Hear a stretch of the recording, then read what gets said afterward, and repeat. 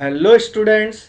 तो आज की क्लास में हम स्टडी करने जा रहे हैं एक बड़ा ही इम्पॉर्टेंट और interesting concept, fund based accounting. तो स्टूडेंट, जैसा कि हमने अभी तक की क्लासेस में इनकम एंड एक्सपेंडिचर अकाउंट के एक एक आइटम्स, एक एक इनकम और एक्सपेंडिचर्स को हमने डिटेल में स्टडी कर लिया है। अब आज की क्लास में एक कॉन्सेप्ट बस रहता है, वो हम कवर करने जा रहे हैं। और मैं पूरे चैप्टर की बात करूं तो पूरे चैप्टर के सारे कॉन्सेप्ट आज की क्लास में कवर हो जाएंगे। और इसी के बाद हम जो फुल फ्लैज क्वेश्चन है इस चैप्टर के, जो 6 मार्क्स की वेटेज रखते हैं एग्जाम में, वो हमारा कवर हो जाएगा पूरा। हम आगे आने वाली क्लासेस में जो फुल फ्लैज क्वेश्चन है उनकी प्रैक्टिस करेंगे। अभी तक के लिए मैं आपको बताऊं तो अभी तक हम सारा मटेरियल तैयार करने में लगे हुए हैं। इस चैप्टर का पूरा ओवरऑल मटेरियल हमारा तैयार हो जाएगा आज की क्लास में लास्ट। तो फंड बेस्ड अकाउंटिंग को करते हैं स्टार्ट, और ध्यान से समझिएगा, बड़ा इंपॉर्टेंट कॉन्सेप्ट है। जिस प्रकार से सब्सक्रिप्शन और स्टॉक ऑफ गुड्स कंज्यूमेबल था, बिल्कुल वैसे ही ये भी इंपॉर्टेंट कॉन्सेप्ट में से है। तो चलिए अब हम स्टार्ट करते हैं। पहले नंबर हम समझते हैं कि फंड का मीनिंग क्या है। हम जिसकी अकाउंटिंग करने जा रहे हैं फंड है, तो फंड का मीनिंग क्या होता है, फिर उसके बाद उसकी अकाउंटिंग भी सीख जाएंगे। तो फंड का मीनिंग होता है, जैसे मैं नॉर्मली बात करूं, जैसे हम फैमिली का एक एग्जांपल लेते हैं। फैमिली में जो नॉर्मल इनकम होती है मंथली, हम उसमें से क्या करते हैं, कुछ खर्चा करते हैं, और सारा खर्चा ना करके कुछ पार्ट हम बचा करके रखते हैं, सेविंग करके रखते हैं। और सेविंग करने के पीछे हमारा पर्पस होता है कि कहीं ना कहीं फ्यूचर में ये पैसा हमारे कहीं ना कहीं काम आएगा।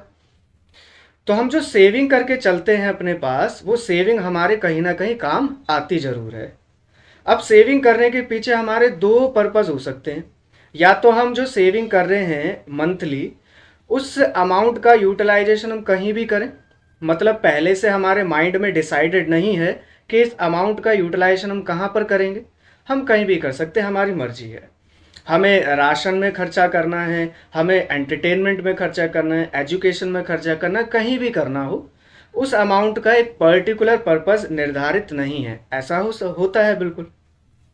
और दूसरा रीज़न ये हो सकता है सेविंग करने का कि एक पर्टिकुलर पर्पस हमारे माइंड में हो पहले से। लाइक जैसे कार परचेज करनी है, बिल्डिंग बनवानी है, या कोई एक पर्टिकुलर जगह पे मुझे ये खर्चा करना है, जिसके लिए मैं आज की डेट से सेविंग करना स्टार्ट कर रहा हूँ। तो सेविंग करने के दो पर्पस हो सकते हैं, इसके अलावा तो कुछ नहीं है। या तो हमारा जनरल पर्पस होगा, सामान्य होगा, और या फिर हमारा एक पर्टिकुलर स्पेसिफिक पर्पस होगा जिसके लिए हम सेविंग कर रहे हैं। करेक्ट, बिल्कुल सिंपल नॉर्मल बात है। तो जो सेविंग का कॉन्सेप्ट है ना, इसी को अकाउंट्स में हमने पढ़ा था क्लास 11th में। इसको रिजर्व कहा जाता है ना, हमें याद आ गया अच्छे से। इसी को रिजर्व कहते हैं।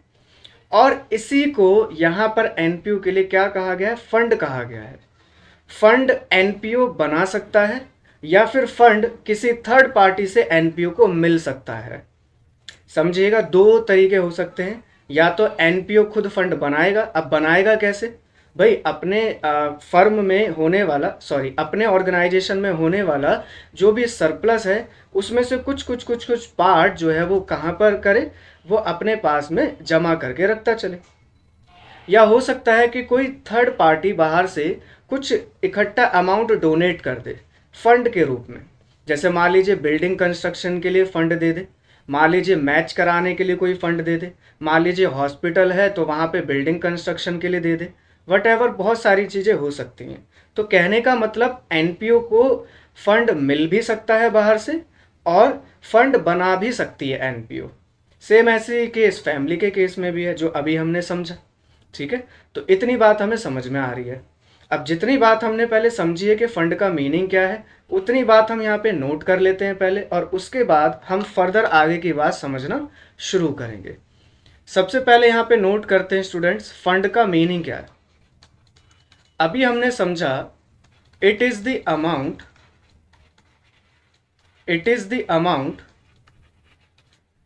रिसीव्ड, या तो ये मिलता है, या फिर सेट असाइड, यानी कि अलग रखा जाता है किसके द्वारा, बाय ए एनपीओ।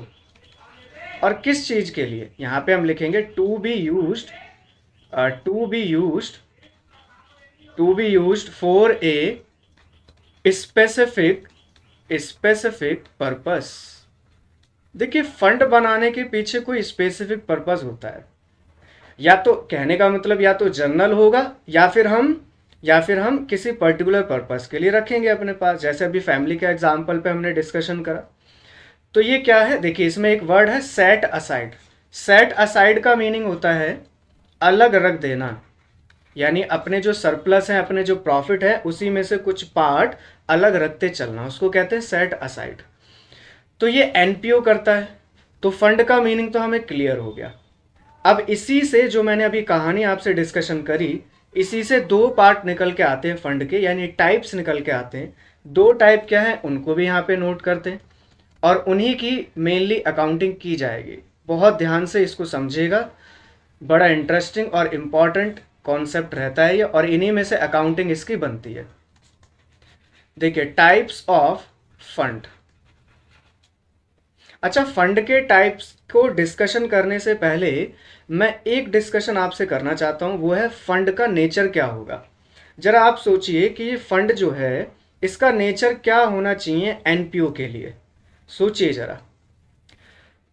तो फंड का नेचर क्या होगा, देखिए इसके पीछे जाएंगे, जरा डीपली करके समझना बात को। क्या ये इनकम है एनपीओ की, जरा सोच के मुझे बताना। क्या फंड जो है वो एनपीओ की इनकम है, क्या ये इसको इनकम ट्रीट कर ले? आप कहेंगे नहीं, ये इनकम नहीं है, क्योंकि फंड जो बनाया जाता है वो इनकम के एक पार्ट में से बनाया जाता है। जो हम सेविंग करते हैं वो अपनी इनकम के पार्ट में से ही तो करते हैं, तो ये इनकम नहीं है। हम इस अमाउंट को किसी पर्टिकुलर पर्पस को पूरा करने के लिए अलग रख रहे हैं, या फिर जनरल पर्पस भी हो सकता है, लेकिन अलग करने का पर्पस क्या है, क्यों रख रहे हैं? इसलिए रख रहे हैं कि फ्यूचर में अनसर्टेनिटी में काम आ सके। इसका मतलब समझ रहे हो, इसकी डेफिनेशन के डेप्थ में जाओ। इससे हमें ये बात समझ में आ रही है कि ये अमाउंट एनपीओ की या किसी भी ऑर्गेनाइजेशन की एक रिस्पॉन्सिबिलिटी क्रिएट कर रहा है उस अमाउंट के रिगार्डिंग। जैसे मान लो किसी थर्ड पार्टी ने कुछ फंड दिया 10 लाख रुपए का बिल्डिंग कंस्ट्रक्शन के लिए, तो वो 10 लाख रुपए इनकम थोड़ी है एनपीओ की, वो तो एक रिस्पॉन्सिबिलिटी क्रिएट कर रहा है कि 10 लाख रुपए का अमाउंट एक पर्टिकुलर जगह पे खर्च करना है, या फिर जनरल पर्पस के लिए हो सकता है। तो चाहे देखो जनरल पर्पस हो या स्पेसिफिक पर्पस हो, फंड तो एक रिस्पॉन्सिबिलिटी है। यस, ये बात समझ में आ गई। और रिस्पॉन्सिबिलिटी को ही हम अकाउंटिंग टर्म्स में क्या कहते हैं, liability. Very good.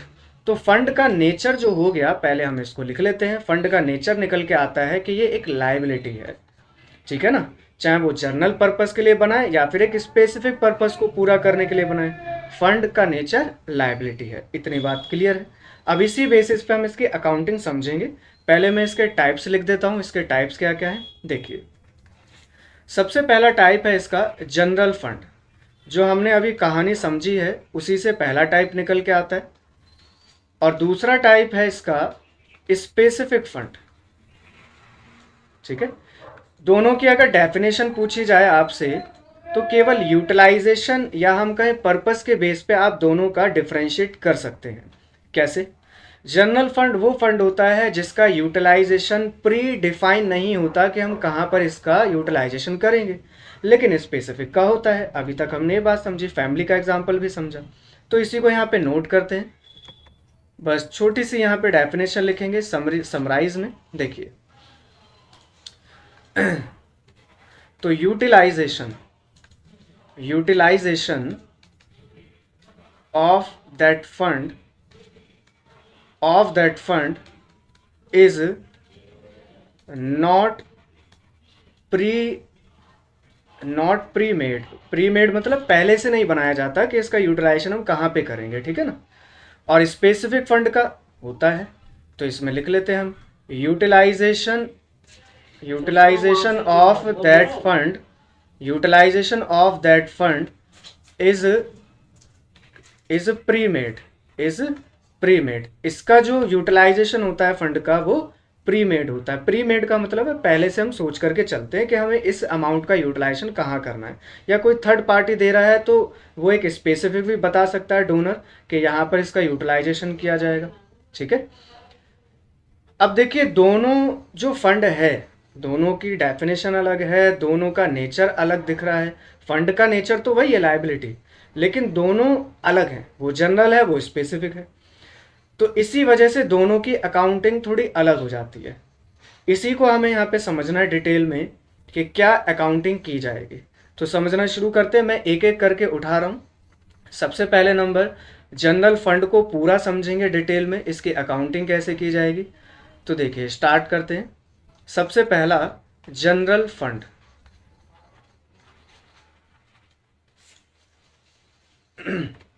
General fund, चलिए इसको समझते हैं। पहले नंबर हम देखिए, हो सकता है ये जो हम फंड बना रहे हैं, ये फंड हम पिछले काफ़ी टाइम से अपने पास मेंटेन करते हुए आ रहे हैं।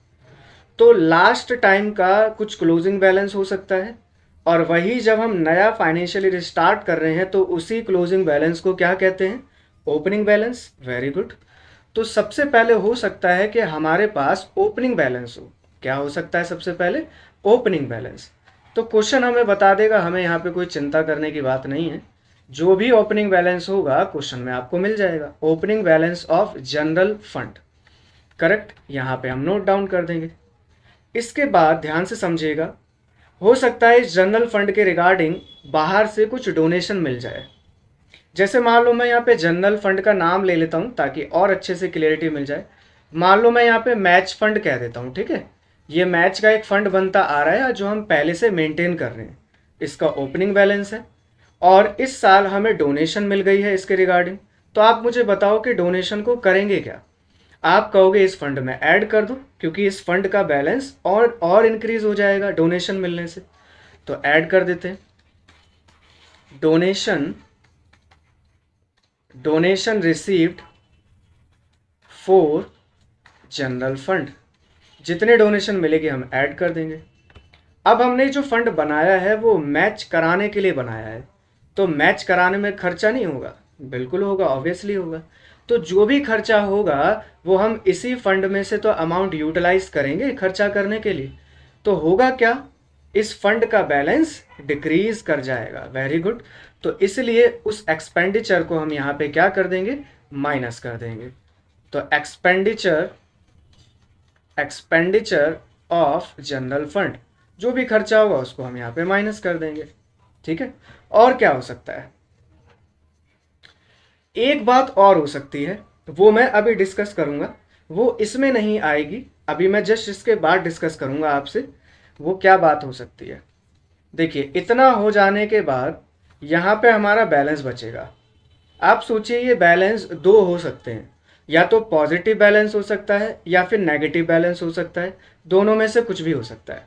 पॉजिटिव बैलेंस कैसे होगा, हमारा फंड में इतना अमाउंट बचा हुआ है अभी भी खर्चा करने के बाद कि अभी पॉजिटिव है, वो सारा खर्च नहीं हुआ है, तो पॉजिटिव बैलेंस बचेगा ऑब्वियसली। और ऐसा हो सकता है कि हमारा खर्चा उस फंड से ज़्यादा हुआ हो। अब आपके मन में क्वेश्चन आएगा कि फंड में अगर पैसा उतना है तो उससे ज़्यादा खर्च कैसे कर सकते हैं। देखिए ऐसे हो सकता है कि फंड में जितना पैसा है वो तो हमने सारा यूटिलाइज कर ही लिया, लेकिन उसके अलावा अपनी जेब में से हमने पैसा कुछ खर्च करा है, तो उस केस में हमारा एक्सपेंडिचर ज़्यादा हो जाएगा जितना फंड में अमाउंट है। बात क्लियर है। तो दो बैलेंस हो सकते हैं, एक बैलेंस है पॉजिटिव और एक बैलेंस है नेगेटिव। दोनों को समझेगा ध्यान से कि दोनों की अकाउंटिंग ट्रीटमेंट पे क्या फ़र्क पड़ेगा। देखिए इसको यहाँ पर लिखते हैं दोनों एरो डाल के, एक है पॉजिटिव बैलेंस और एक है नेगेटिव बैलेंस।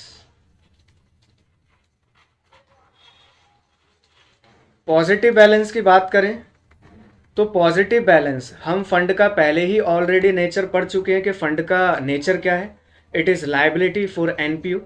तो लाइबिलिटी जो है वो हमारी बैलेंस शीट में जाएगी, तो इसको हम कहाँ रिकॉर्ड कर देंगे पॉजिटिव बैलेंस को, बैलेंस शीट की लाइबिलिटी साइड में। वेरी गुड, ठीक है जी। और नेगेटिव बैलेंस होगा तो क्या होगा, अब भी क्या ये रिस्पॉन्सिबिलिटी बच रही है, अब तो खर्चा इतना ज़्यादा हो गया तो रिस्पॉन्सिबिलिटी की तो बात ही नहीं बची, लाइबिलिटी की तो कोई बात ही नहीं बची। तो नेगेटिव बैलेंस आप कहोगे हमारा खर्चा ज़्यादा है, इसी वजह से इसको हम इनकम एंड एक्सपेंडिचर अकाउंट में एक्सपेंडिचर साइड में रिकॉर्ड कर देंगे। इनकम एंड एक्सपेंडिचर अकाउंट की कौन सी साइड, एक्सपेंडिचर साइड में रिकॉर्ड करेंगे। ठीक है जी। तो इतनी बात क्लियर हो गई जनरल फंड की। चलिए अब जनरल फंड की देखिए एक बात बची हुई है बस छोटी सी, और वो बात बड़ी ही इंपॉर्टेंट है, ध्यान से समझिएगा, यहाँ पर हम गलती कर देते हैं बहुत। देखिए सुनिएगा, मैंने स्टार्टिंग में आपको एक फैमिली का एग्जाम्पल दिया था। वो जो फैमिली है नॉर्मल मंथली इनकम में से कुछ पार्ट अपने पास सेविंग करके चल रही है। अब वो जो सेविंग कर रही है ना वो अपनी अलमारी में रख रही है, या मान लीजिए गुल्लक मेंटेन कर रखी है। पहले के टाइम पे गुल्लक बनाई जाती थी, आजकल तो गुल्लक का ज़माना ही चला गया है। तो वो अलमारी में पैसा रखते जा रहे हैं, मान लो से 2,000 रुपये रखते जा रहे हैं अपनी मंथली की 10,000 की इनकम में से। अब एक ख्याल आया माइंड में कि यार हम अलमारी में पैसा रख रहे हैं 2,000 रुपये जमा करके, अच्छी बात है, कोई दिक्कत नहीं है। लेकिन अलमारी में वो पैसा 2,000 रुपये हर मंथ जो जा रहा है, वो पैसे से पैसा तो नहीं बना रहा ना। मतलब क्या, मैं ये कहना चाह रहा हूँ कि फैमिली के माइंड में एक क्वेश्चन अराइज हुआ कि उस अलमारी में रखे हुए पैसे को क्यों ना हम कहीं इन्वेस्ट कर दें, क्यों ना हम बैंक में जमा कर दें, क्यों ना हम बैंक की एफडी परचेस कर लें, फिक्स्ड डिपॉजिट में पैसा लगा दें। उससे क्या फ़ायदा होगा? आप कहेंगे उससे बहुत बड़ा फ़ायदा होगा। उस पैसे से पैसा मिलेगा इंटरेस्ट के रूप में, इंटरेस्ट इनकम हो जाएगी ना हमारी। तो एक बड़ा ही अच्छा क्वेश्चन यहाँ पे अराइज होता है, और वो क्वेश्चन है कि हम इस फंड के पैसे को अपने पास ना रख करके इसको कहाँ पे जमा करा दें, इसको हम किसी भी बैंक की एफडी में या कहीं भी इन्वेस्ट कर दें तो बहुत ही अच्छा रहेगा। उससे हमें इंटरेस्ट इनकम होती रहेगी। बात समझ में आ रही है? बड़ी अच्छी बात है ये तो। अब मेरा क्वेश्चन ये है कि जो उस अमाउंट से हमें इंटरेस्ट मिलेगा इन्वेस्टमेंट करने से, क्या वो इंटरेस्ट इनकम है या फिर बैलेंस शीट में जाएगा? तो मैं आपको इसका आंसर करता हूं। देखिए ये जर्नल फंड की इन्वेस्टमेंट है, करेक्ट। और जनरल फंड एक सामान्य फंड है, एक नॉर्मल है। इससे होने वाली जो भी इनकम होगी इन्वेस्टमेंट करने से इंटरेस्ट के रूप में, वो हमारी इनकम कंसीडर की जाएगी। हो सकता है आपके मन में क्वेश्चन आ जाए कि इंटरेस्ट को हम इसी फंड में क्यों नहीं ऐड कर रहे। तो सिंपल सा रीज़न है कि इंटरेस्ट जो है वो हमारी रिकरिंग नेचर का आइटम है, रेवेन्यू नेचर का आइटम है। Interest on general fund investment कैसे नेचर का आइटम होगा? Not capital, it is revenue nature item. इसीलिए हम इसको इनकम एंड एक्सपेंडिचर की इनकम साइड में रिकॉर्ड करेंगे। क्लियर हो गई बात इतनी? चलिए तो इसको नोट कर लेते हैं यहाँ पर, जो हमने बात को समझा है, इंपॉर्टेंट पॉइंट है। देखिएगा, सबसे पहली बात, जो भी हम जनरल फंड का पैसा इन्वेस्ट कर देंगे उसको हम क्या बोलते हैं? General fund investment. और इन्वेस्टमेंट करने से हमें क्या मिलेगा? इंटरेस्ट मिलेगा। इसको पूरा नाम दिया जाएगा interest on general fund investment. Okay. अब इस इंटरेस्ट को हम क्या ट्रीट करके चलेंगे, ये इंपॉर्टेंट है काफ़ी ज़्यादा। इसको हम ट्रीट करके चलेंगे अपनी इनकम। तो इसको इनकम साइड रिकॉर्ड कर दीजिएगा आप, of income and expenditure account. Income and expenditure account की इनकम साइड में रिकॉर्ड कर दिया जाएगा। ठीक है स्टूडेंट्स, तो ये ध्यान से आपने बारीकी से पॉइंट को नोट करना और समझना है। लॉजिक मैंने आपको बता दिया है क्या है इसके पीछे, रेवेन्यू नेचर की इनकम है। चलिए अब यहाँ पे जनरल फंड हमारा क्या हो गया? कंप्लीट। जनरल फंड पूरा कंप्लीट है। अब बढ़ते हैं सेकेंड टाइप के फंड पर, जो कि था क्या? Specific fund. समझिएगा, ध्यान से सुनिएगा। पहले यहाँ पे हेडिंग डालते हैं specific fund. Second, specific fund क्या था? स्पेसिफिक फंड समझा था अभी हमने, ऐसा पैसा जो हम एक पर्टिकुलर पर्पस को पूरा करने के लिए जमा कर रहे हैं। ऑलरेडी हमारे मन में प्री प्लान्ड है कि हम यहाँ पे इस पैसे को यूटिलाइजेशन करेंगे। लाइक आपको कार खरीदनी है, आपको बाइक खरीदनी है, आपको बिल्डिंग बनवानी है, आपको मकान बनवाना है, कुछ भी हो सकता है। तो उसके लिए हम अभी से सेविंग करके चलेंगे, तभी तो वो पर्टिकुलर पर्पस पूरा हो पाएगा। तो उसी फंड को हम क्या नाम देते हैं? स्पेसिफिक फंड कहते हैं। इसकी भी अकाउंटिंग जनरल फंड से मिलती जुलती है। तो पहले आइटम लिखना स्टार्ट करते हैं। सबसे पहले हो सकता है कि इस फंड का भी हमारे पास क्या हो? ओपनिंग बैलेंस हो। बिल्कुल, तो ओपनिंग बैलेंस को लिख लेंगे पहले हम यहाँ पर। Opening balance of specific fund. अच्छा, स्पेसिफिक फंड के नाम मैं बोलूं जैसे क्या क्या हो सकते हैं, बिल्डिंग फंड, बिल्डिंग फंड और टूर्नामेंट फंड, मैच फंड, ऐसे करके कई सारे एग्जाम्पल हैं, आपको बुक में भी देखने को मिल जाएंगे। Opening balance of specific fund जितना होगा अमाउंट नोट कर देंगे। अच्छा, इसमें भी तो हमें क्या मिल सकती है, डोनेशन, और डोनेशन मिलेगी तो हम समझ ही चुके हैं, ऐड कर देंगे यहाँ पे।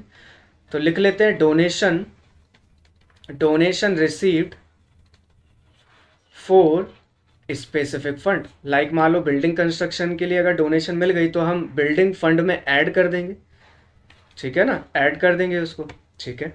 इसके बाद इसमें जो भी खर्चा होगा, जैसे बिल्डिंग के लिए कुछ खर्चा हो गया, टूर्नामेंट के लिए खर्चा हो गया, मशीनरी के लिए कुछ खर्चा हो गया, जिस पर्टिकुलर पर्पस के लिए हमने बनाया उसमें कुछ खर्चा हो गया, तो आप जानते हैं इसको माइनस कर देंगे, एक्सपेंडिचर फॉर स्पेसिफिक फंड।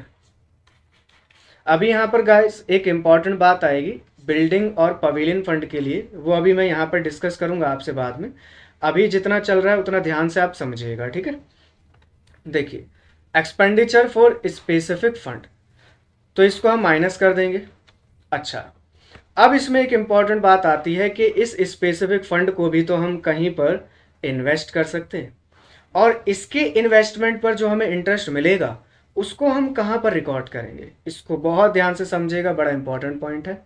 देखिए, ये है एक स्पेसिफिक फंड, और स्पेसिफिक फंड की इन्वेस्टमेंट से जो भी इंटरेस्ट के नाम पे इनकम होगी उसको हम हमेशा इसी फंड में ऐड करते हैं, उसको इनकम नहीं लेके चलते हैं। सिंपल सा रीज़न है, ऐसा क्यों करते हैं हम, क्योंकि लाइक मान लो बिल्डिंग के लिए कोई फंड मिला था हमें, उसको हमने इन्वेस्ट कर दिया है, तो एक स्पेसिफिक फंड है ना, वो एक जनरल फंड नहीं है। उससे होने वाली जो इनकम होगी उसको मैं जनरल इनकम थोड़ी कहूँगा, उसको मैं क्या कहूँगा, उसको मैं कहूँगा कि वो एक स्पेसिफिक फंड से होने वाली इंटरेस्ट के नाम की इनकम है, तो वो इसी फंड में ऐड बैक कर दी जाएगी। सिंपल सा ये रीज़न है, इसलिए दोनों में डिफरेंस था, ठीक है स्टूडेंट्स। तो ध्यान से इसको नोट करिएगा, यहाँ पे मैं स्टार लगा देता हूँ, यहाँ पे गलती नहीं होनी चाहिए। तो interest on specific fund investment, interest on specific fund investment को हम यहाँ क्या कर देंगे, ऐड कर देंगे, ठीक है, यहीं ऐड होगा ये। और इतना कर लेने के बाद हमारे यहाँ पे बैलेंस आ जाएगा, और बैलेंस आप जानते हैं दो बच सकते हैं, या पॉजिटिव या नेगेटिव। चलिए इसको लिखते हैं पहले यहाँ पर हम, कि ये बैलेंस हमारा दो टाइप का हो सकता है कि पॉजिटिव बैलेंस हो, और हो सकता है कि ये हमारा बैलेंस नेगेटिव बैलेंस हो। अच्छा, अगर पॉजिटिव बैलेंस होगा तो कहाँ जाएगा भाई, फंड का नेचर तो लायबिलिटी, हम पहले ही समझ चुके हैं, तो पॉजिटिव बैलेंस कहाँ जाना चाहिए, लायबिलिटी साइड में जाएगा। Okay, liability side of balance sheet, very good. अच्छा, साथ ही साथ नेगेटिव बैलेंस आप जानते हैं कि एक्सपेंडिचर ज़्यादा हो चुके हैं, तो इसलिए हम इसको एक्सपेंडिचर साइड में रिकॉर्ड कर देंगे of income and expenditure account, income and expenditure account, ठीक है जी। तो इतनी बात हो गई अच्छे से क्लियर, जनरल फंड की अकाउंटिंग सीख ली हमने, और स्पेसिफिक फंड की भी अकाउंटिंग करना सीख ली है। अब इसके बाद आते हैं आगे के बहुत ही महत्वपूर्ण इंपॉर्टेंट कॉन्सेप्ट की तरफ। बहुत ध्यान से समझिएगा स्टूडेंट इस पॉइंट को, अभी जितना हमने समझा है और आगे अभी हम जो समझने जा रहे हैं इसका हम लास्ट में एक क्वेश्चन लेंगे जिसमें सारे केस हमारे कवर हो जाएंगे, ठीक है ना, सारे केस उसमें आ जाएंगे, मैं एक क्वेश्चन लूँगा अभी। चलिए, तो एक इंपॉर्टेंट पॉइंट को समझना शुरू करते हैं पहले। देखिएगा, देखिए होता क्या है स्टूडेंट्स, जैसे एक ऐसा फंड जो कैपिटल नेचर का है, यानी कि जैसे मान लो बिल्डिंग फंड, जैसे मैंने अभी बात करी आपसे, या मान लीजिए पवेलियन फंड है। पवेलियन क्या होता है, जैसे हम देखते हैं ना क्रिकेट मैच कराए जाते हैं तो बाहर जो पब्लिक के लिए बनाया जाता है, और जब खिलाड़ी आउट हो जाता है तो आउट होने के बाद में वो जा रहा होता है, तो कमेंटेटर्स बोलते हैं ना कि ये खिलाड़ी तो पवेलियन का रास्ता देख रहे हैं, ये खिलाड़ी तो अब पवेलियन की तरफ जाना ही होगा, इनको बॉलर ने आउट कर दिया, बोलते हैं ना कमेंटेटर, आपको ध्यान आ रहा होगा। तो पवेलियन वो ऊपर वाला जो पूरा स्ट्रक्चर है उसको कहते हैं हम, जहाँ पर खिलाड़ी बैठते हैं उनको कहा जाता है पवेलियन। तो पवेलियन एक तरह की हमारी बड़ी असेट है और इस पर जो भी खर्चा होगा वो कैसे नेचर का होगा, कैपिटल नेचर का होगा। बिल्डिंग बनवा रहे हो वो भी कैपिटल नेचर का खर्चा हम ऑलरेडी पढ़ ही चुके हैं, पहले की क्लासेस में भी पढ़ चुके हैं अच्छे से। या हम कोई लैंड पर कंस्ट्रक्शन करवा रहे हैं वो हमारा खर्चा हो सकता है, वो कैपिटल नेचर का खर्चा है। तो मैं यहाँ पर आपसे डिस्कस करना चाह रहा हूँ कि अगर हमारा कोई फंड ऐसा है जो कैपिटल नेचर का है, यानी हमारा जो खर्चा है वो कैपिटल नेचर का है, तो उस फंड के रिगार्डिंग एक बड़ी इंपॉर्टेंट बात आती है, उसको यहाँ पर हम समझते हैं। पहले हम यहाँ पे नोट करते हैं। मैं यहाँ पे बात कर रहा हूँ, मान लीजिए लाइक बिल्डिंग फंड है, और जर्नली स्टूडेंट हमें है ना ये यहीं पर ही देखने को मिलेगा, बिल्डिंग फंड में या फिर पवेलियन फंड में। इसके अलावा बुक में और कोई ज़्यादा एग्जाम्पल्स नहीं हैं जो कैपिटल नेचर के हैं। बिल्डिंग और पवेलियन यही दोनों मिलेंगे आपको देखने को, बिल्डिंग फंड और पवेलियन फंड। इसी के लिए बोल रहा हूँ मैं, बाकी तो मैच फंड जो है या टूर्नामेंट फंड है या कोई भी फंड है वो तो आएगा ही, जो हम ऊपर ऑलरेडी पढ़ चुके हैं। तो बिल्डिंग फंड या पवेलियन फंड के रिगार्डिंग बात समझना ध्यान से। देखिए, इसमें जो भी हमारा ओपनिंग बैलेंस होगा हम उसको लिख लेंगे, जो ऊपर मैंने लिखवाया ना वही है, बस यहाँ पे मैं लिखवा रहा हूँ कुछ इंपॉर्टेंट बात समझाने के लिए। साथ ही साथ हमें जो बिल्डिंग या पवेलियन के लिए डोनेशन मिलेगी, डोनेशन को हम यहाँ पे ऐड कर देंगे, करेक्ट, ठीक है, इसको ऐड कर देंगे। अच्छा, इसके बाद इसका जो हमारा फंड का इन्वेस्टमेंट होगा वो इंटरेस्ट भी ऐड कर देंगे, इंटरेस्ट ऑन बिल्डिंग फंड या फिर पवेलियन फंड, इसको हम ऐड कर देंगे यहाँ पर। अब ध्यान से समझिएगा, खर्चा इसका बड़ा इंपॉर्टेंट है। इस फंड में से जो हम पैसा खर्च करेंगे बिल्डिंग कंस्ट्रक्शन के लिए या फिर पवेलियन बनवाने के लिए, ध्यान से सुनिएगा, वो खर्चा हमारा कैपिटल नेचर का है। देखिए, मैं यहाँ पर एक छोटा सा नीचे एग्जाम्पल ले रहा हूँ, पिक्चराइज करके समझाता हूँ। देखिए, जैसे देखिए हमारे यहाँ पर ये बिल्डिंग बन रही है और ये बिल्डिंग अभी पूरी तरीके से बन करके तैयार नहीं हुई है। हमने बिल्डिंग पर अभी कंस्ट्रक्शन करवा रखा है, यानी कि काम अभी वर्क इन प्रोग्रेस पर है। तो मान लेता हूँ जैसे बिल्डिंग अभी आधी बन चुकी है। ये कितनी बन चुकी है? हाफ बिल्डिंग कंस्ट्रक्ट हो चुकी है, हाफ बिल्डिंग कंस्ट्रक्टेड, ठीक है। या हम इसको कह सकते हैं work in progress, work in progress, कार्य प्रगति पर है, कहते हैं ना ऐसा। तो ये जो बिल्डिंग आधी बन के तैयार हो चुकी है, क्या ये हमारी असेट नहीं है? हम कहेंगे बिल्कुल असेट है, लेकिन उतनी असेट है जितना का अभी तक इस पे खर्चा हो चुका है। लाइक मान लो अभी तक का इसके ऊपर 10 लाख का खर्चा हो गया है, ठीक है। तो 10 लाख रुपए की तो असेट बन के तैयार हो गई है ना। तो जितना हमने खर्चा कर दिया है 10 लाख रुपए का, ये हम असेट साइड में ही रिकॉर्ड करेंगे। ध्यान से समझिएगा स्टूडेंट्स, ये 10 लाख रुपए की हमारी असेट बन के तैयार हो चुकी है और इसको हम असेट साइड में रिकॉर्ड करेंगे, बिल्डिंग, और नीचे लिख देंगे वर्क इन प्रोग्रेस करके हम उसमें लिख देंगे, और अमाउंट में डालेंगे कितना? 10 लाख रुपीस, ठीक है। तो पहली बात। अच्छा, तो यहाँ पर एक इम्पॉर्टेंट बात यहाँ पे हम लिख लेते हैं। ये देखिए, ये इम्पॉर्टेंट बात, इसको स्टार मार्क कर लीजिएगा और लिख लीजिएगा यहाँ पर कि जो भी कंस्ट्रक्शन का काम होगा, कंस्ट्रक्शन जो भी होगा, चाहे वो बिल्डिंग के लिए हो या फिर पवेलियन के लिए हो, किसी के भी लिए हो, इस फंड में से हमने पैसा निकाला, उस पैसे को हम यहाँ से क्या कर देंगे? फंड में से माइनस करेंगे। ये तो बिल्कुल सिंपल बात है, फंड में से पैसा निकाला तो माइनस होगा ऑब्वियसली, यहाँ से हम माइनस कर देंगे। लेकिन जितना हमने पैसा खर्च कर दिया है उससे हमारी एसेट बन के उतनी तैयार हो चुकी है। जैसे लाइक यहाँ पे 10 लाख रुपीज़ का मैंने एग्जांपल लिया, तो 10 लाख रुपए की एसेट क्या हो चुकी है? यहाँ पे बन के तैयार हो चुकी है। तो उसको हमें यहाँ पे कहाँ लिखना पड़ेगा? उसको हम यहाँ पे रिकॉर्ड करेंगे, उसको हम रिकॉर्ड करेंगे यहाँ पर एसेट साइड में। ये क्वेश्चन है, अभी हम इस क्वेश्चन को करेंगे। इस क्वेश्चन को मैं यहाँ पे नीचे कर देता हूँ, और जो कॉन्सेप्ट थोड़ा सा रह गया है उसको हम यहाँ पे कंप्लीट कर लेते हैं पहले, उसके बाद फिर क्वेश्चन लगाएंगे। देखिए, तो कहाँ पर इसको हम रिकॉर्ड करेंगे? सबसे पहली बात, फंड में से तो माइनस कर देंगे, ठीक है, जो अभी हमने करा। एक सेकंड बस, हाँ ठीक है। सबसे पहली बात, फंड में से माइनस कर देंगे, और दूसरी बात यहाँ पर हम किस तरीके से रिकॉर्ड करेंगे देखिएगा ज़रा। मैं यहाँ पे बैलेंस शीट बना रहा हूँ और बैलेंस शीट में इसका ट्रीटमेंट जाने वाला है सारा, ध्यान से देखिएगा। Asset rupees, liability rupees.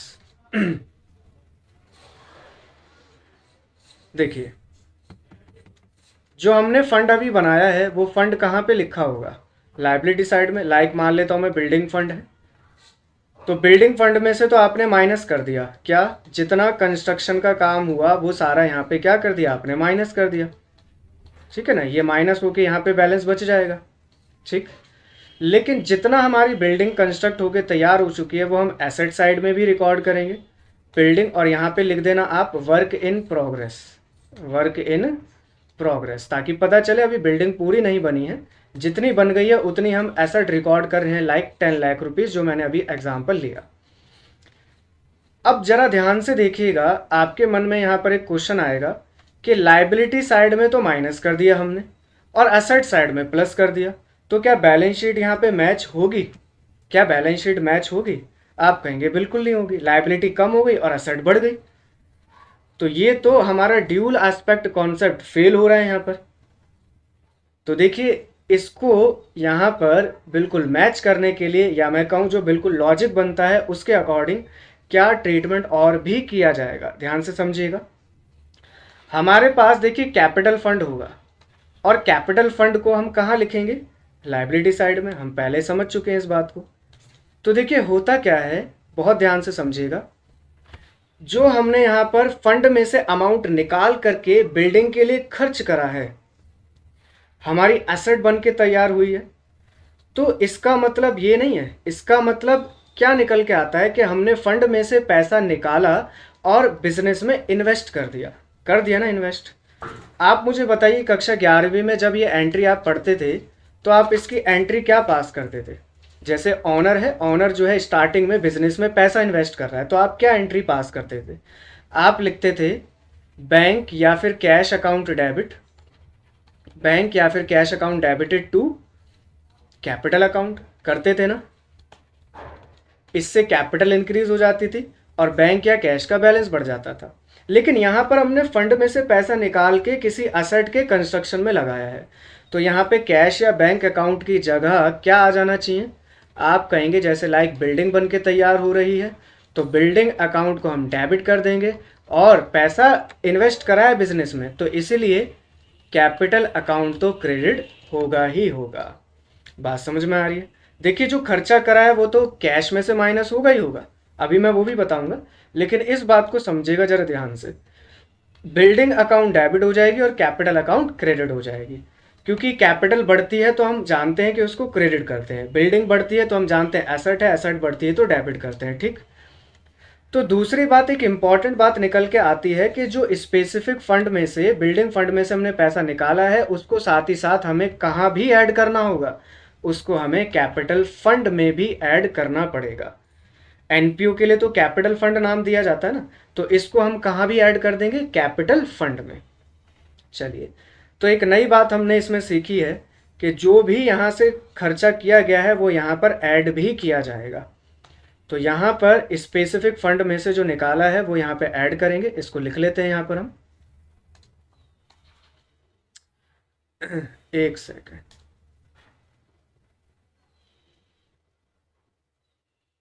Amount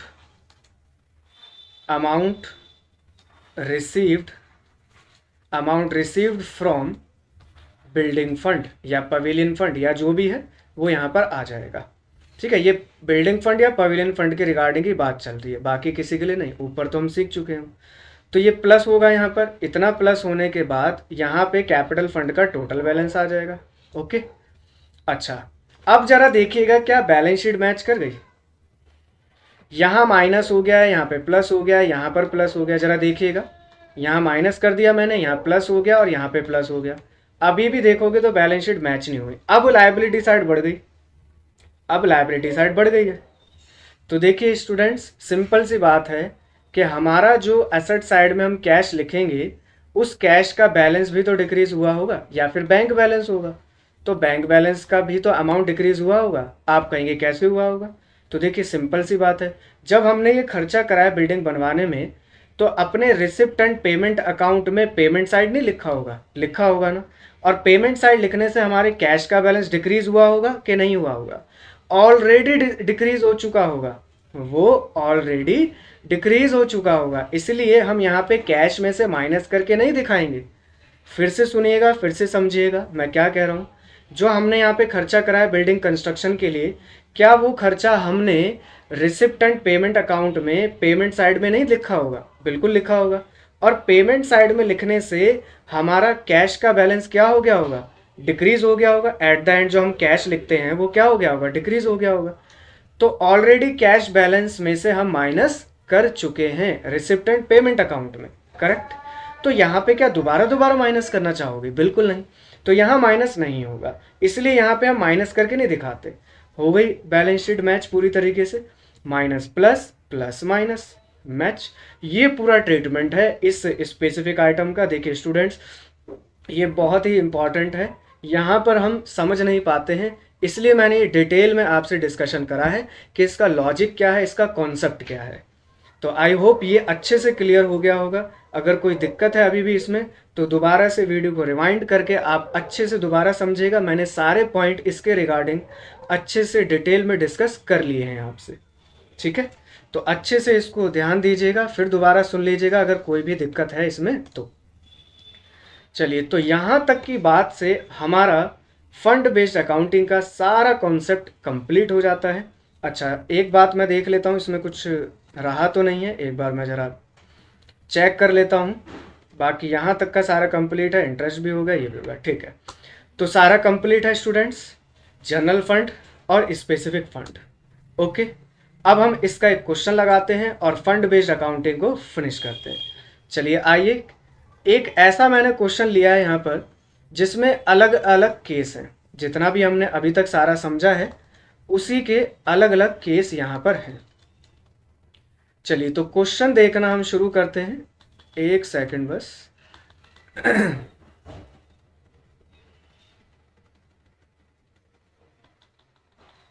ये लीजिए, क्वेश्चन आ गया है हमारे सामने। चलिए देखते हैं क्वेश्चन क्या कह रहा है। How are the following items shown in the financial statement of not for profit organisation. ध्यान से पढ़ेंगे। कुछ आइटम्स हमें इसमें दिए गए हैं, 6 केसेस हैं।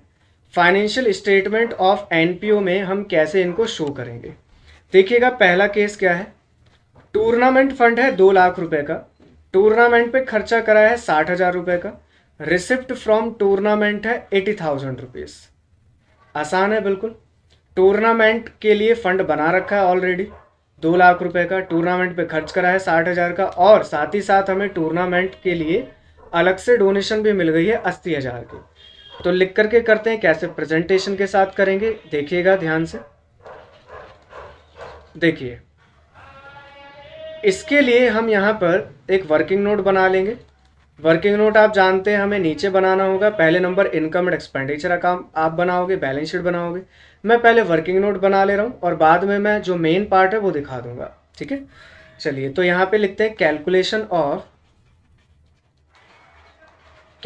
Of tournament fund. देखिए जी क्या होगा इसमें। सबसे पहले नंबर ओपनिंग बैलेंस हमें गिवन है, लिख लेते हैं ओपनिंग बैलेंस। ओपनिंग बैलेंस कितना है? 2 लाख रुपए। हमें जो डोनेशन मिली है उसको पहले आप ऐड करना। ध्यान रखना, जो मिला हुआ होता है पहले हम उसको ऐड करते हैं। डोनेशन फॉर टूर्नामेंट कितना? 80,000। अच्छा, इतना करने पे हमारा टोटल फंड का अमाउंट हो गया है 2,80,000 और खर्चा हुआ है 60,000 का। इसको माइनस कर देंगे। एक्सपेंसेस ऑफ टूर्नामेंट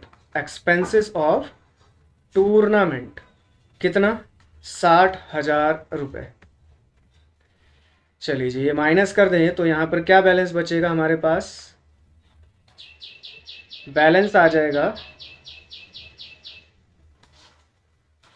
माइनस करने के बाद बैलेंस आ जाएगा हमारे पास 2,20,000।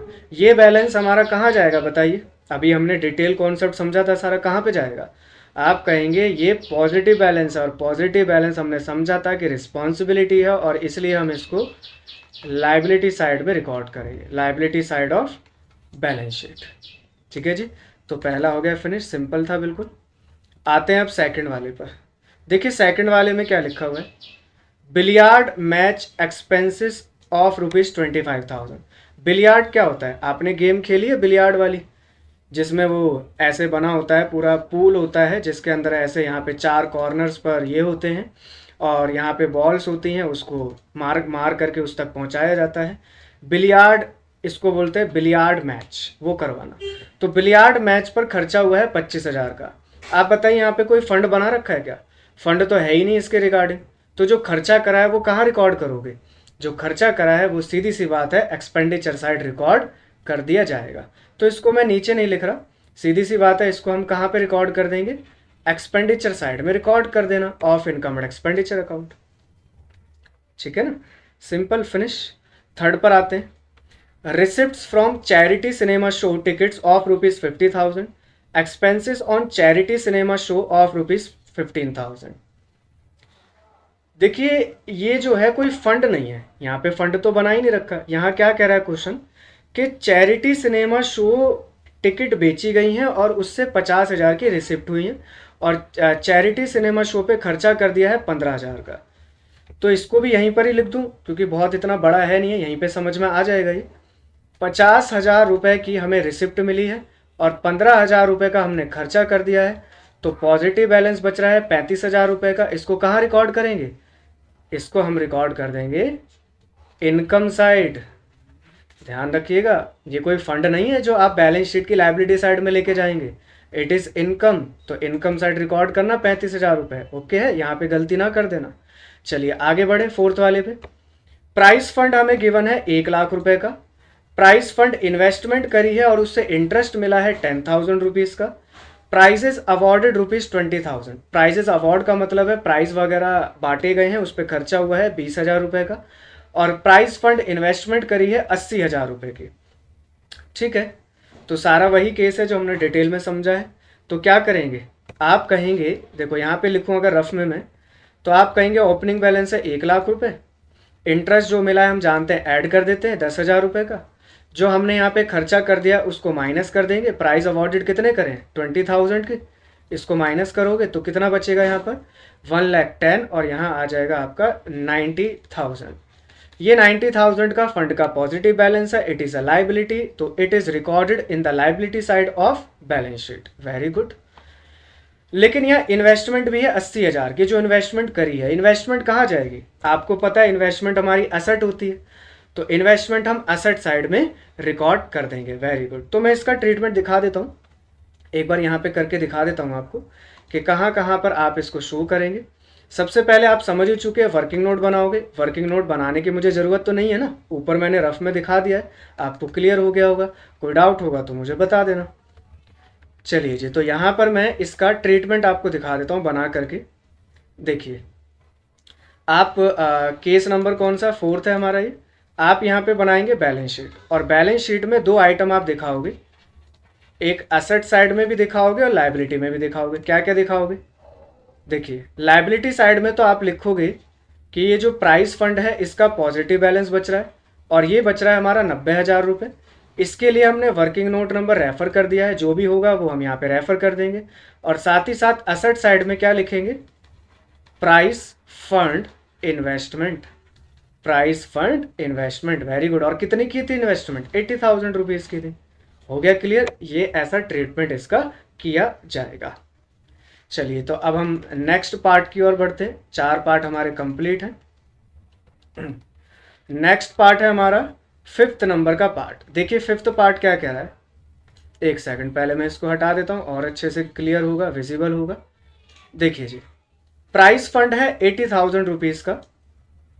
10% price fund investment on 1 April 2020 rupees 80,000। बड़े ध्यान से समझिएगा।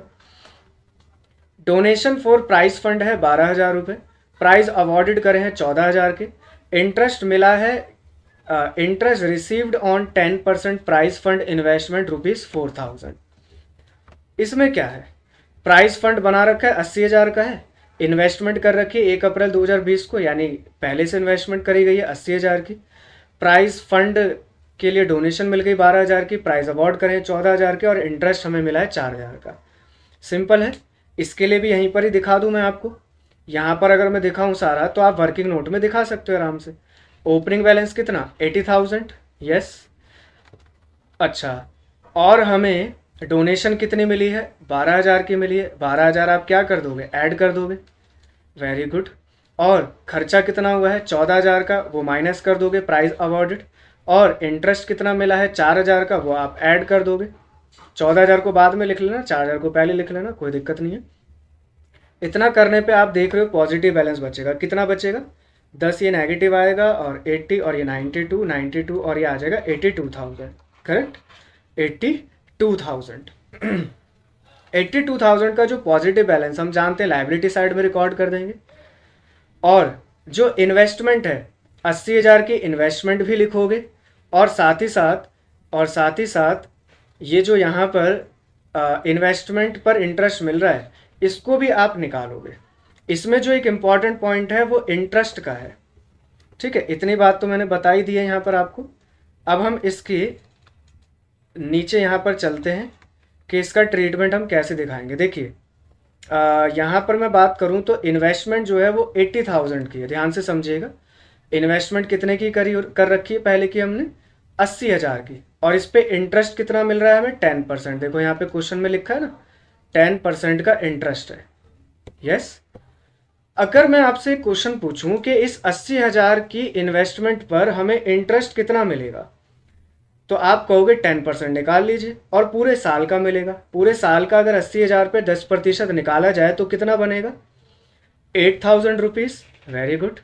लेकिन आप मुझे बताइए क्या 8,000 रुपये इंटरेस्ट मिला है हमें इस साल? नहीं, क्वेश्चन हमें बता रहा है 4,000 का इंटरेस्ट मिला है। तो बाकी का जो बचा हुआ 4,000 का इंटरेस्ट है वो क्या है, वो है हमारा accrued interest, outstanding interest, very good. तो इसको हमें क्या करना पड़ेगा, बस वर्किंग नोट में यहाँ पे मेंशन करना होगा, बाकी का सारा ट्रीटमेंट कंप्लीट है। इस वाले केस में हमें यही नई चीज़ सीखने को मिली है, तो इसको हम वर्किंग नोट में बना लेते हैं। देखिएगा ध्यान से, calculation of interest on price fund investment, price fund investment. अच्छा, प्राइस फंड इन्वेस्टमेंट पे निकालते हैं जरा। देखिए 80,000 की इन्वेस्टमेंट है, इसके ऊपर 10% का इंटरेस्ट मिलेगा, तो अमाउंट निकल के आ रहा है 8,000 रुपये। हमें जो इंटरेस्ट रिसीव हो चुका है, इंटरेस्ट रिसीव्ड वो कितना हुआ है 4,000 रुपये हो चुका है। तो बचा हुआ बैलेंस कितना 4,000 रुपये। ये क्या है, ये है हमारा एक्रूड इंटरेस्ट, या फिर हम इसको आउटस्टैंडिंग भी कहते हैं। तो एक्रूड इंटरेस्ट बताइए हमारी इस साल की इनकम है कि नहीं है, बिल्कुल है।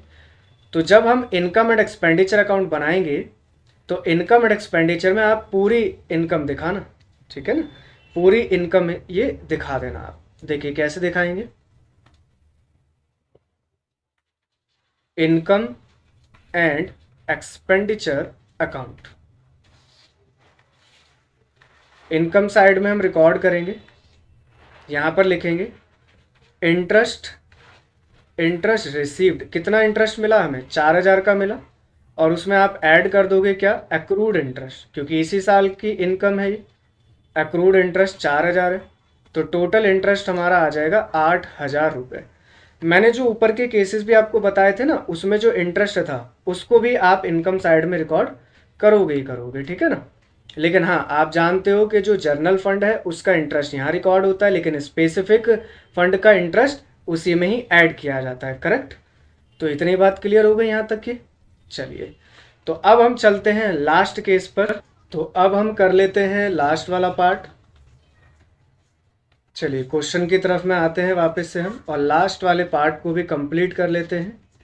और लास्ट वाला पार्ट वही है जो मैंने लास्ट में आपसे डिस्कशन करा था, सबसे लास्ट में जो कॉन्सेप्ट डिस्कशन करा था उसी के ऊपर है। पहले इसको हम हटा लेते हैं और उसके बाद में लास्ट के पार्ट को कंप्लीट करते हैं। देखिए जी स्टूडेंट, ध्यान से लास्ट के पार्ट को समझिएगा। Sixth part, expenditure on construction of pavilion during the year was ₹6 lakh. Pavilion बनाने के लिए एक्सपेंडिचर करा गया इस साल 6 लाख रुपए का। The construction work is in progress and not yet completed. क्या लिखा है? कंस्ट्रक्शन वर्क अभी प्रोग्रेस में है, अभी कार्य प्रगति पर है, अभी तक ये कंप्लीट नहीं हुआ है, पवेलियन बनके अभी तैयार नहीं हुआ है। Pavilion fund as on 31 March 2020 ₹8 lakh. Pavilion fund बना रखा है पहले से ही, 8 लाख रुपए का पवेलियन फंड है। Donation for pavilion receive on 15 सितंबर 2020 ₹10 लाख। अच्छा, पवेलियन के लिए हमें डोनेशन भी मिल गई है 10 लाख की।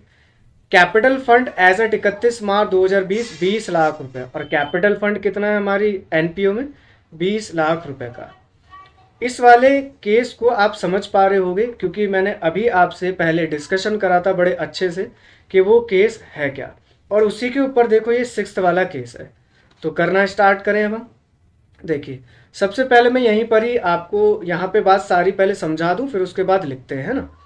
पहले हम यहाँ पे बात समझ लेते हैं तो ज़्यादा अच्छा रहता है, और उसके बाद हम नोट डाउन करें तो बहुत ही अच्छे से क्लियरिटी मिल जाती है। चलिए जी, पहले यहाँ पर हम देख लेते हैं। देखिए, सबसे पहले पवेलियन फंड का ओपनिंग बैलेंस क्या है? देखो यहाँ दिया हुआ है 8 लाख रुपए। 8 लाख रुपए लिखेंगे हम। हमें डोनेशन कितनी मिली है इसके लिए? 15 सितंबर को मिली है 10 लाख रुपए की। ठीक है, इसमें से हमने खर्चा कितना कर दिया?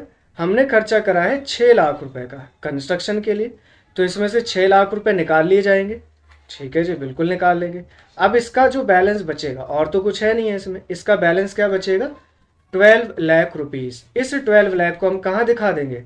आप बड़े अच्छे से जानते हो, लायबिलिटी साइड में रिकॉर्ड कर देंगे इसको। ठीक, अच्छा, इसके बाद हमें एक बात अच्छे से हमने अभी पहले समझी थी कि जितना भी खर्चा जब भी कंस्ट्रक्शन के लिए किया जाता है, चाहे वो बिल्डिंग हो चाहे वो पवेलियन फंड हो, तो वो खर्चा हम कैपिटल फंड में भी ऐड करते हैं। हम पीछे लॉजिक समझ ही चुके हैं डिटेल में क्या है, और साथ ही साथ जितने की एसेट बन के तैयार हो गई है उतने ही अमाउंट से हम एसेट साइड में रिकॉर्ड भी करते हैं। तो 6 लाख रुपए को हम कैपिटल फंड में भी ऐड करेंगे और साथ ही साथ एसेट साइड में भी दिखाएंगे पवेलियन, और नीचे लिख देंगे वर्क इन प्रोग्रेस ₹6 लाख। हो गई बात क्लियर? चलिए अब हम इसको लिख लेते हैं नीचे चल करके।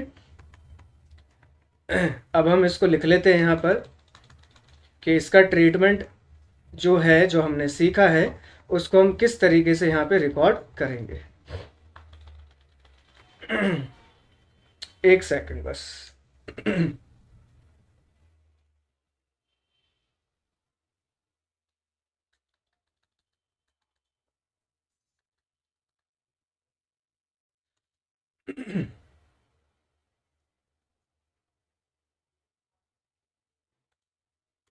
अच्छा, इसका जो सारा ट्रीटमेंट है, मैं एक काम करता हूँ ऊपर ही आपको दिखा देता हूँ, क्योंकि आप ऑलरेडी डिटेल में तो समझ ही चुके हो। ठीक है ना, और यहाँ पर मैंने आपको दिखाई दिया है कि यहाँ पर जो 12 लाख का बैलेंस बच रहा है वो कहाँ पर जाएगा, और बाकी के जो आइटम है वो कहाँ पे जाएंगे, मैं वहीं पर ही आपको डिस्कशन कर लेता हूँ। बाकी आप प्रेजेंटेशन करना सीख ही चुके हो, यहाँ पे मैंने आपको शुरुआत के जो पार्ट्स करा दिए हैं उसमें प्रेजेंटेशन आप देख ही चुके हो कैसे होगी। मैं यहीं पर ही दिखा देता हूँ, ठीक है ना। इसको मैं यहाँ से हटा देता हूँ क्योंकि थोड़ा सा इसमें जो है प्रॉब्लम आती है, फिर बार बार हमें ऊपर नीचे करना पड़ता है तो उसमें और ज़्यादा टाइम लगता है। तो इससे अच्छा है कि हम यहीं पर ही इसको कर लेते हैं, बाकी आप इसको नोट कर ही लोगे। चलिए जी, देखिए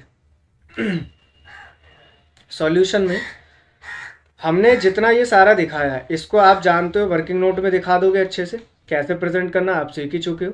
अब इसके बाद जो बचता है कंस्ट्रक्शन वाला काम, वो मैं बैलेंस शीट बना के आपको डायरेक्ट यहीं पे दिखा दे रहा हूँ, ठीक है ना। देखिए, एसेट साइड में आप क्या लिखोगे? एसेट साइड में आप यहाँ पे लिखोगे पवेलियन। पवेलियन जितना भी बन के तैयार हो गया यहाँ पे आप लिख देना work in progress. Correct, work in progress. कितना लिखोगे? 6 लाख रुपए लिखोगे। Very good. और साथ ही साथ जो लाइबिलिटी में आप लिखोगे कैपिटल फंड, कैपिटल फंड कितना है? 20 लाख रुपीज़ का है। इसमें आप ऐड कर दोगे क्या?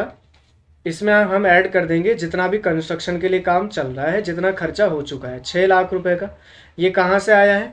फ्रॉम पवेलियन फंड से आया, ऐसे करके आप पूरा लिखना, ठीक है ना, मैं यहाँ शॉर्ट में दिखा रहा हूँ।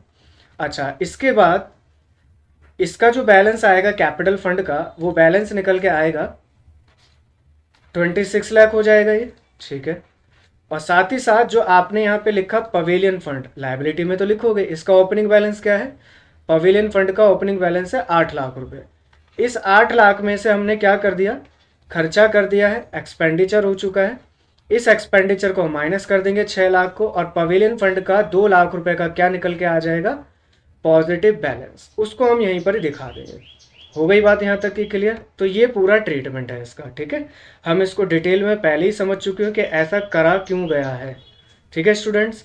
तो चलिए, यहाँ तक का हमारा फंड बेस्ड अकाउंटिंग जितना कॉन्सेप्ट था वो पूरा कंप्लीट हो चुका है। जनरल फंड का कैसे ट्रीटमेंट करना है और स्पेसिफिक फंड का कैसे करना है वो हमने डिटेल में समझ लिया है। तो फंड बेस्ड अकाउंटिंग का कॉन्सेप्ट हो गया कंप्लीट, और इसी के साथ हमारे जितने भी इस चैप्टर के कॉन्सेप्ट थे ओवरऑल वो कंप्लीट हैं। अब हमें करना क्या है, होमवर्क में करना है आपने फंड बेस्ड अकाउंटिंग एक्सरसाइज पे जाना, टॉपिक लिखा होगा वहाँ पर देखना, कई सारे क्वेश्चन दे रखे हैं इसके फंड के, अलग अलग जनरल फंड है, स्पेसिफिक फंड, सारे दे रखे हैं हमें वहाँ पे क्वेश्चन, उनको लगा के देखना। और अगर उनमें कोई प्रॉब्लम हो तो पहले आप इलस्ट्रेशन करके देखना, ठीक है। और बाकी का हम जो भी डाउट होगा वो तो क्लास में कर ही रहे हैं, तो क्लास में उन डाउट्स को लेकर के चलेंगे, ठीक है। तो अब आगे क्लास में हम क्या करेंगे, सारे कॉन्सेप्ट जब कवर हो चुके हैं तो आगे क्लास में हम फुल फ्लैश क्वेश्चंस को उठाने वाले हैं। 6 मार्क्स के जो क्वेश्चन बनते हैं उनकी खूब अच्छे से प्रैक्टिस करेंगे, ओके। तो चलिए आज हम इतना रखते हैं, अब मिलेंगे हम अगली क्लास में। और हाँ, स्वस्थ रहें, व्यस्त रहें और मस्त रहें।